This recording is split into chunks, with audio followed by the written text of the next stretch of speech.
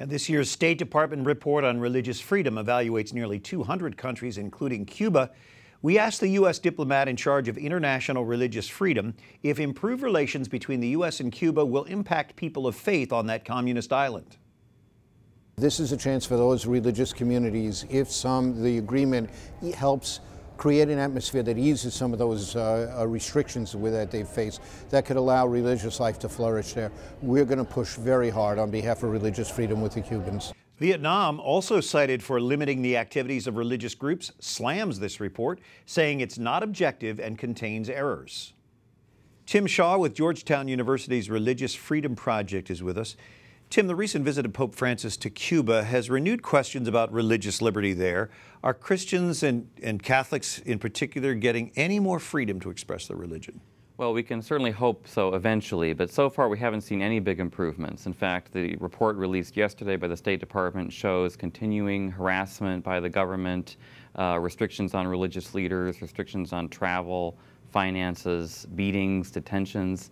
There have been some modest improvements. There's some more freedom for religious organizations to operate charitable and educational projects, but so far I'm afraid no big improvements. Does that report accurately show the plight of Christians in the Middle East? Yes, it does. The report, in fact, begins with a heart-wrenching description of what happened to Christians in Mosul, Iraq last year, where they were given 24 hours to leave on threat of conversion or death.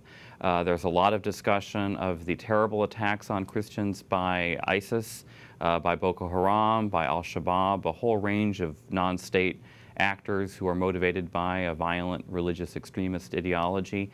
So there's a lot of discussion of that. And I should say, too, thanks to Ambassador Saperstein, who's head of the Office for International Religious Freedom at the State Department, there is not just words but actions. We're seeing more focus on the plight of religious minorities in the Middle East.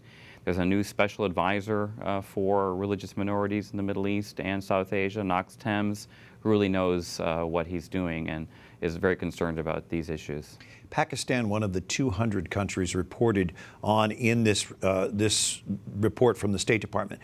Explain their blasphemy law and how it affects non-Muslims in Pakistan.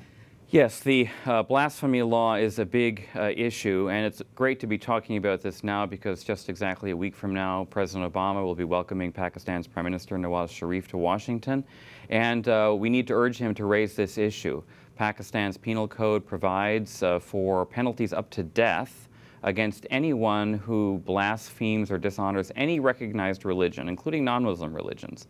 But the reality is that these laws are applied almost exclusively against non-Muslims.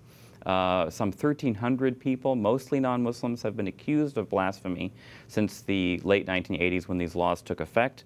There is one woman, Catholic, Asia Bibi, who is now on her 6th year in prison under a sentence of death on a blasphemy accusation.